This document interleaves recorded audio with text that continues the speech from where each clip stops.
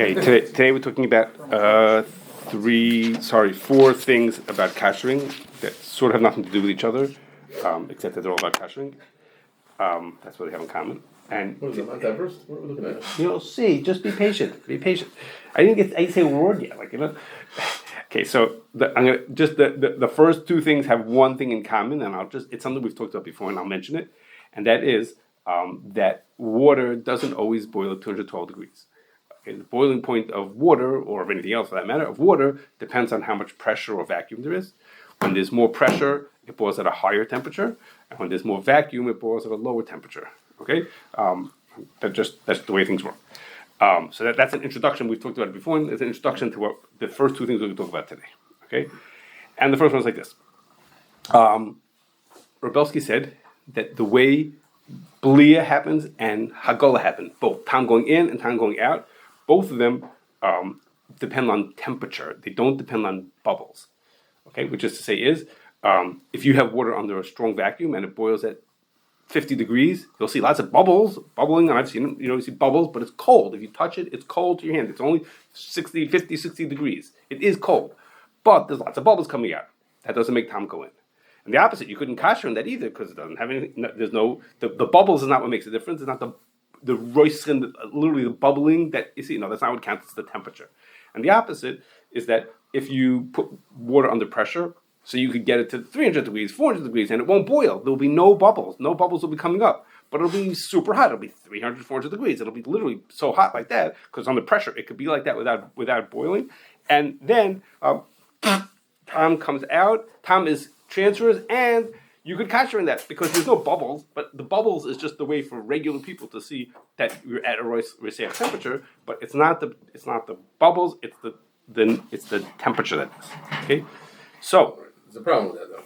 What's the problem with that? How come you can kosher oil, things that went with oil at 300 degrees, and water at 212 degrees? So that is a question, but the answer is that the Beis Yosef says that roiskin is the max that you have to do. You never have to do more than, for Hagolah, when you're doing things with Hagolah, you don't have to do more than roiseach. Roiseach means of water, of kashering. So Hagan, the oil boils at 350 degrees, so the oil is way hotter. That's it, you're at a maximum. You don't have to go beyond that. Okay, so you're off the hook. So can I kosher under pressure at 250 degrees? It's not boiling. Yeah, correct. You could. It's the temperature that need to have. I don't have the bubble. The physical bubbles is not what counts. Correct. So the temperature is 212 is the max. Bubbling. Correct. Not bubbling. Correct. Right. I mean, we have a thing called temperature. So we have a thing called temperature that we measure it. But I mean, again, 100 years ago, when you're at room temperature, you have no atmospheric temperature. You have no way to measure it except to see the bubbles. So that's the normal way you do it. So you can't kosher in Denver. That's what we're going to talk about. That's what we're talking about. Okay. So. That's what we're talking about. So look, today's slides are compliments of AI. Okay, so Trev, yeah, okay, I'm sorry, are we allowed to say that? Well, okay, so you would think, in Kane, you would think that a person wouldn't be allowed to kosher something if the blia happened. Here, here's an example. The blia happened in Bnei Brak, which is give or take at sea level, and water boils at 212 degrees. So then, if you went to Yerushalayim, which is about 2,500 feet above sea level, where it boils at less, the rough idea is that for every 500 feet of elevation, you have 1 degree, boiling point goes down by 1 degree Fahrenheit, roughly. Just help you know what that is. So the higher you go, the less pressure there is. Okay, it's closer to being a vacuum. So you would think you might not be able to kosher things from. If the guy went from Bnei Brak for his pot to Yerushalayim, he might not be able to kosher. In fact, we would not agree with that. That's not correct, and that's because the term roiseach, we've talked about a long time before, doesn't have to be literally 212 degrees. About 200, 205 degrees is considered roiseach. Also, we talked about this some time ago. So we're good. Okay, so you're safe. You go to Yerushalayim, you're still okay. It's still hot enough that's still going to be considered roiseach. Now, but you can run into problems if you have more extreme cases. Okay, so like over here, if you went to Denver, which is famously mile high city. Okay, so there water boils at 202 degrees. Okay, so now here we're kind of borderline. Maybe it's not even risking over here. Okay, so if you went from Miami, which is at sea level. Okay, so if you took your pot all the way there, it's not a shaila that Poskim talked about 100 years ago, because it wasn't such a thing. What's a guys coming from Miami with his pot, the Kosher in Denver? It's like a crazy thing. I'm not sure why the question is this way. Maybe the question should be the other way. That what? Everyone in the world should be able to do 212 because we know that water in Denver boils at 212. At 202. 202. And therefore, clearly, it's enough to cover. Okay, so then, but what happens if they live in LA and they want to go right near LA? There's something called Mount Baldy. Okay, so Mount Baldy is right near LA, and there it's at 10,000 and something feet high. So borders 193.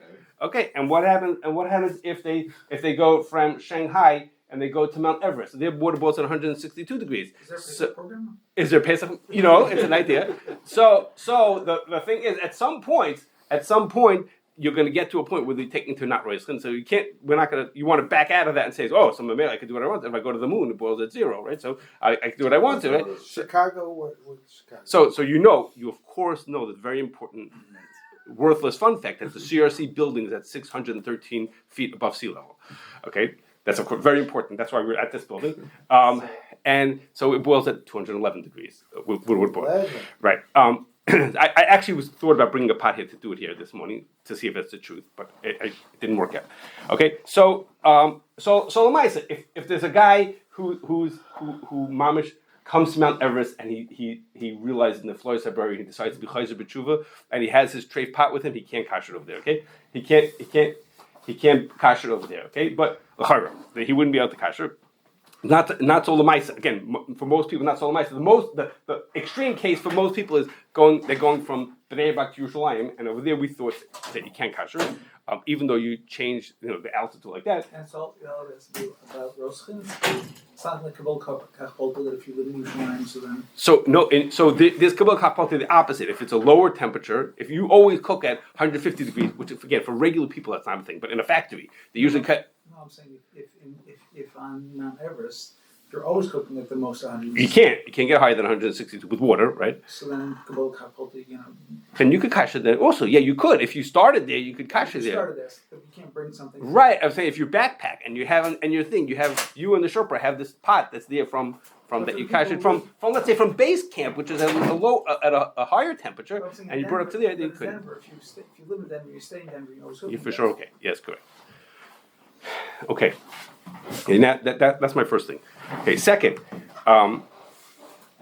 there's in lots of commercial kitchens, like a yeshiva kitchen or a caterer or this and that, they have griddles, and they kasher them.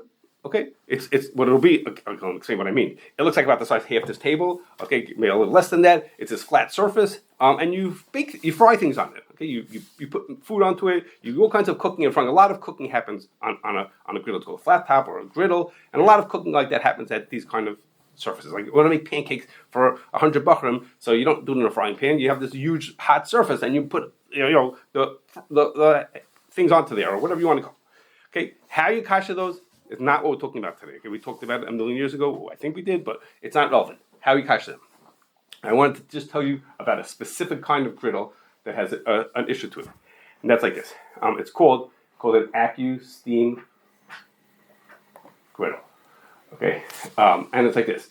Okay, this picture was touched up by AI, and for the life I cannot convince it to do one thing to fix.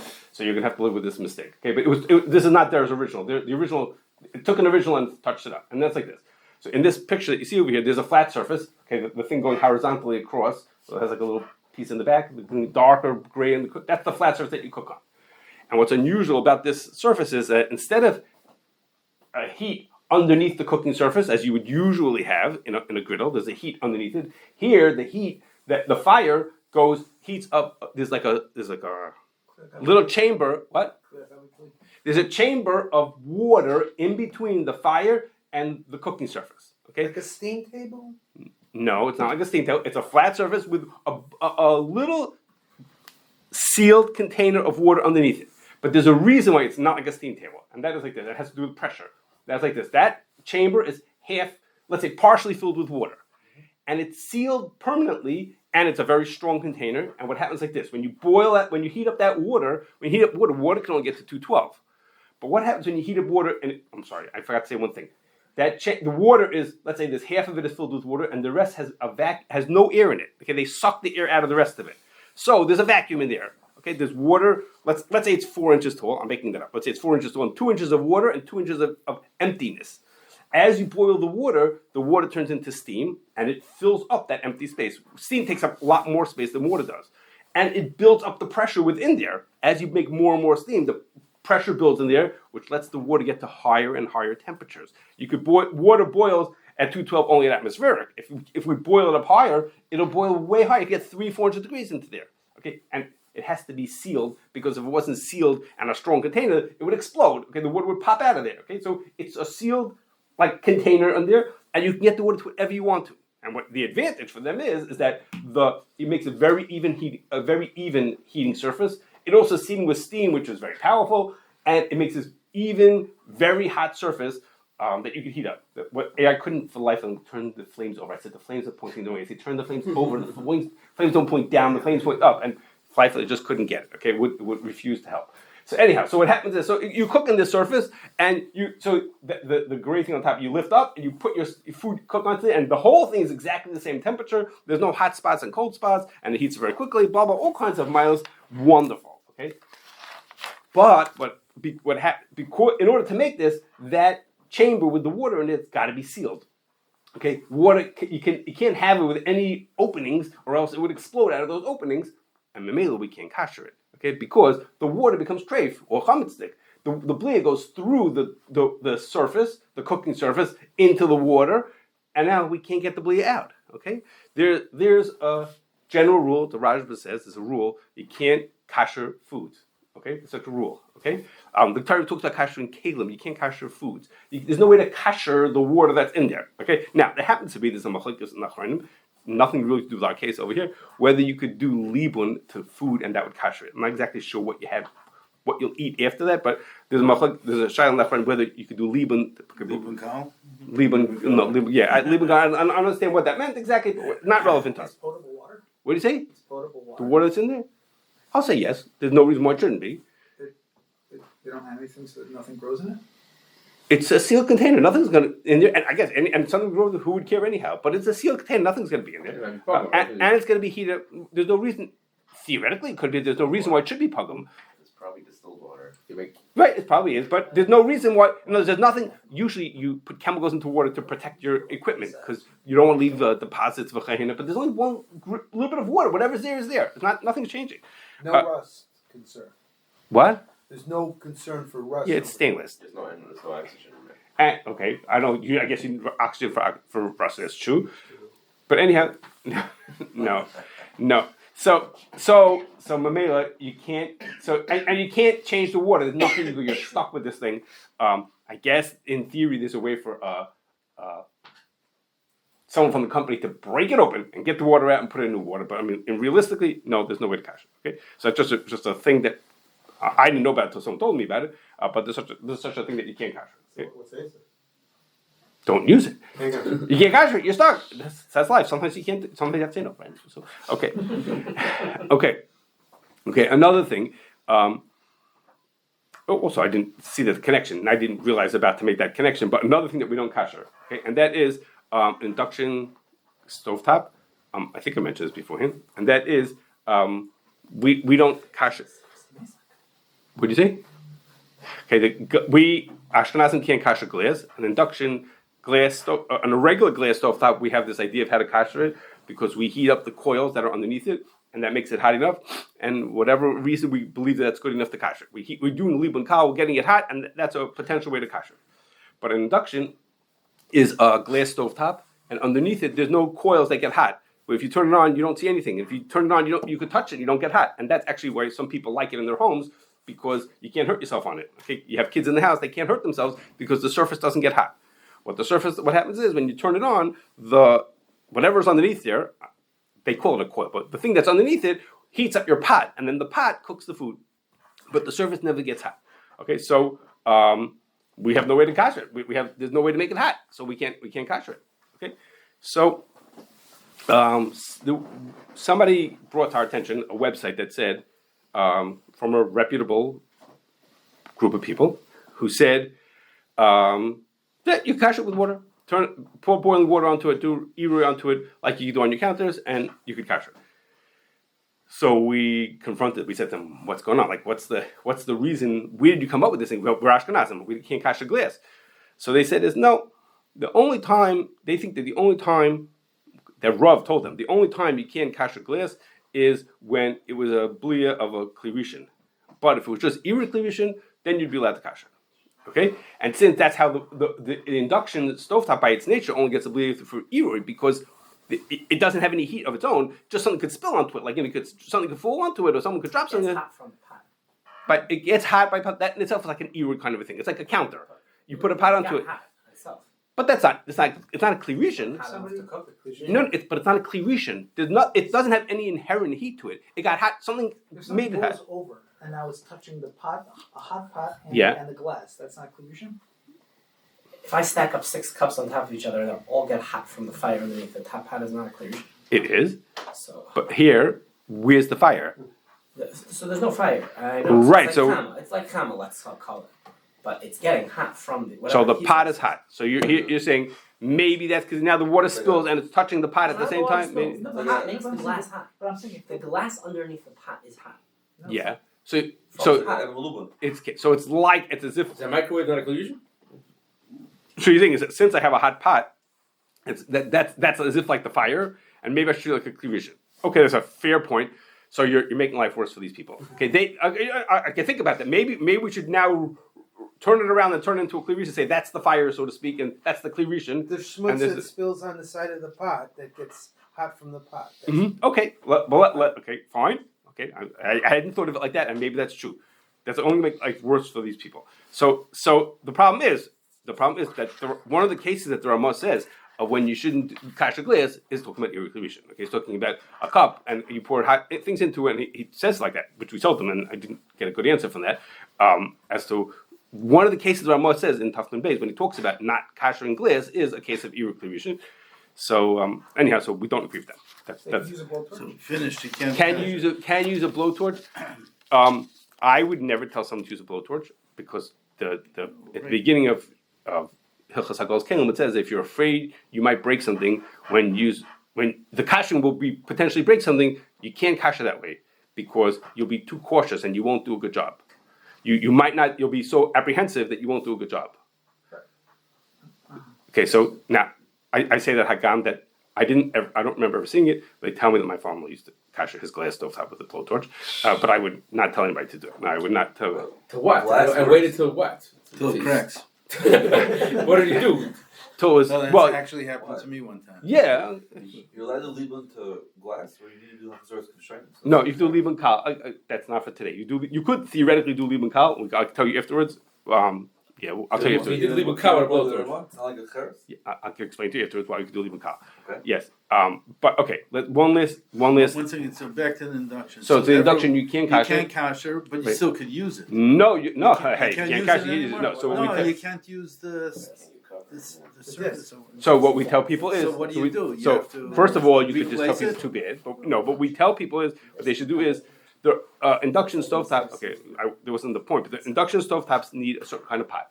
Okay, only certain pots can get hot in an induction stovetop. So for people who don't have those pots, they sell these discs. I meant to bring one in. I forgot to today. These discs that you can put on. If you have a pot that's not that type, you put the disc down. The disc itself is as if it's the right kind of material, and then makes the pot hot. So we tell them for Pesach, get discs. Even if you have the right kind of pots, get the disc, and that way your pot never touches the surface. Okay, that's what we tell people if they're stuck, or they tell them And during too the year big. it Go to would your be the same thing. cousins. What And during the year with it. if it would be treif? You mean had it been a treif? If it So would be treif. I'll say yes. It could be someone would say it's a shastra glass is only blias of glass is only a chumrah. Maybe say a person shastra glass stuck like that the whole have a treif stove. I don't know, but or they use this. Yeah. Okay. Is this better for a regular basket? Yes, we tell that to people as an alternate because there are questions on the way we tell people to kasher the glass stovetops. So we put as an alternate that some people instead would use discs. They use those same discs on the glass stovetop, regular glass stovetops. Yeah, we give it as an alternate because of there's some questions on what we do. Okay, last is there are reasons. I'm going to tell you in 1 second to think that you maybe if you use the kli for kitnios, then you might not have to kasher it to use it for Pesach.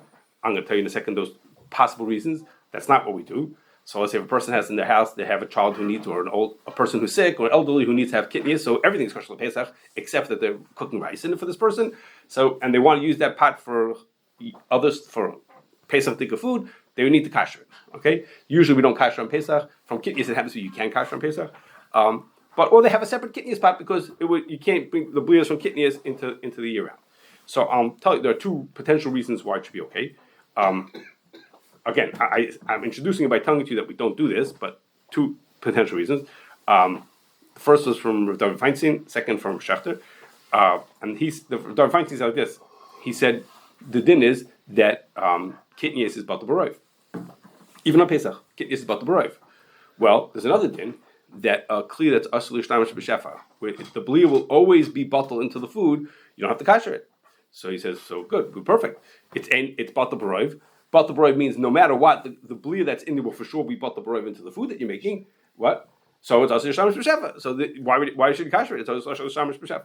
And the question on that is that there's another din like that exactly in Shulchan Aruch brings exactly that din about Bishalakim. Bishalakim is also Batal B'Roiv. And Shulchan Aruch says that even so it's Batal B'Roiv, and he says 2 days, we follow the sheet that says you have to kasher it. So what happened to asur l'shtamish b'shefa? The same question. Now, this possible answers that question, and I don't whether we know the answer, we don't know the answer. But here I have an example of that same. Literally, it's the same thing. Something that's Batal B'Roiv, and we have to kasher it. This is better because you're doing it before Pesach, and it's not asur yet. So You're doing what before Pesach? You're cooking with the pot before Pesach. Well, I didn't say you're cooking before Pesach. Fine, let's say you're cooking before Pesach. Okay. So then it's not isur yet. So then maybe There are some who the chametz is not isur. Chametz not isur. Chametz we hold actually is isur. But kitnios maybe even less isur. Let's So say. we want to have a din in Vatlan Suchatchila. If you cook your Pesach food before Pesach also, what is if I cook Pesach food on Pesach? Fine, but for let's say the kasher for making food for Pesach and a kitnios pot before Pesach. Okay, so that's a lot of ifs we put into there. We said if we don't choose isser and we don't consider bittul as a chila, which has its own question, is bittul of a heter? Okay, maybe we can There's a difference between bishul akum, which is chetza asur. Okay, fine. Second is the Reshachta's angle of it was he said the din is in Simin Kuf Yud Tes in your dev says if I come from a community where we're machmar on a certain thing and you come from a community where they make on that thing, I could eat in your house. And I don't have to worry about your kalim. Okay, I don't have to worry about your kalim. I can assume your kalim are in a b'nei yerman, and I can eat in your pots. So I'm machmir about something. You're makel about that thing. In your city, you're makel about that thing. So when I come to your house, you cook me up a pot of spaghetti. I can eat that because I can assume that your kalim in a b'nei yerman. Okay, there's a question whether you have to ask the person, but you can assume the person is in a b'nei yerman. So Shachta said, so kitnios like that also. Just some people eat it and some people don't eat it. So I could just assume if I have a pot, I could just assume that it's Ein Ben Yarmid. Okay, so I mean, of course, it wouldn't help if I knew it was Ben Yarmid. And the argument against this is that it's not really like a community does this and community like this. Basically, for Ashkenazim at least, it's for us it's like so to speak a din. Sort of like a community does this and like this. Of course, the opposite is that there are lots of Sephardim living right here in Chicago. They don't do it. Like it's not. It is really okay. That's a question. How do we do that? But I understand how he's applying it. Meaning, if you go to a Sephardi's house, I understand the argument. If it's in your own house and you're using it because you have a shasat, so you're allowed to eat kitnios this year, and I'm not. So I'm a person who you're not a community. You just have a shasat chag thing. Reason why you're to be making on something. So for you, it's mutter this year. For you, you're allowed to eat it. I'm not allowed to eat it. You know, so that's that person is not a community though. Meaning, if you go to Sephardim, maybe it's better than if you go to. You think so? You think it's dafka for a community? That's what it is. That's chilub, right? Okay, maybe. Okay, either way. So you're saying that if it's Ein Ben Yarmid, you don't have to kasher. If it's Ein Ben Yarmid, over there, because I'm eating in your house, there's no issa for you to be invatal l'sachila. You're allowed to cook in that pot because you're the makel about this din. I'm allowed to eat in your house. You don't have a problem with Ein Ben Yarmid or Ben Yarmid. But that doesn't work if it's in my own house. If I'm cooking for myself, I can't. I have a problem of using the klitz Ein Ben Yarmid or Ben Yarmid. So it's not so great, you know. Because I'm a guest or because it's a minig? Because it's a minig, so you could sort of assume that. Is for any minig or? I'm not sure. Okay, You're saying we should kasher from kitnios Ein Ben Yarmid? yes, so we do kasher from kitnios. Yes, correct. So Even Ein Ben Yarmid. even in the binyamin we do kasher. Yes, okay. But so this question went way back to the time of Schwartz, who said yes that we should do that. We should kasher from kitnios. If you make something kasher Pesach, he was thinking about it in something we give hashkacha to. So let's say the company all year round they make something kitnios, we should kasher it. Okay, just three details within that. Okay, for Pesach, there's such a thing as making things that are chametz free. Okay, there are for some companies that means something that to have food. It doesn't have to. It's not kosher Pesach. It's just chametz free. Le'inyan, let's say things in a second. We'll talk about their kalim, le'inyan cholim, all kinds of whatever reasons. There are lots of people who, for them, it's good enough. It should be chametz free. So there, of course, we don't care that it has kitnios in it, and we don't care if it's made on kalim from kitnios. Of course, it's just chametz free. Okay. Second is kitnios is bata b'roiv. So when we say something is kitnios, we have to kasher after it. That's if I made a pot of rice, I have to kasher after it. But I made something that had 10% corn syrup in it, I don't have to kasher after that. It's not kosher Pesach, but really the corn syrup that's in there, if that was the only questionable thing, the corn syrup is bata b'roiv. So really the thing is, in din, it's really kosher Pesach. So I don't have to kasher after that. I don't have to kasher after kitnios, which is also to eat on Pesach. So again, I made a pot of rice, that's also to eat on Pesach. But if I made something with 10% of corn syrup, I don't have to kasher after that. What did you say? If it's not a little time. So if it's avidah taima, you'll go back and listen to shir about that from when we passed Shol. That you also don't have to kasher also, even though some people think you do, but you don't have to for that either. Okay. That's usually the case in industrial settings. But it depends what they're making. Right. If you're making, So we would hold like that. We would yeah, say, if the kitnios was bata b'roiv, yeah. then it wasn't really. It's really not. It's really. Ikvar din is kosher l'pesach, so you don't have to kasher after. Right. It really is kosher, but you don't have to kasher. But it depends what they're making. Sometimes what they're making is 90% kitnios. You know? Then, and last is that he said if we're only kashering after kitnios, he was a little more flexible about how much a process to be there and just make verifications afterwards. He said it's a chomer to be kashering in the first place anyhow. So he said we could be a little. Rabbi Schwartz, more flexible, a nice word to say, about whether we have to have people there.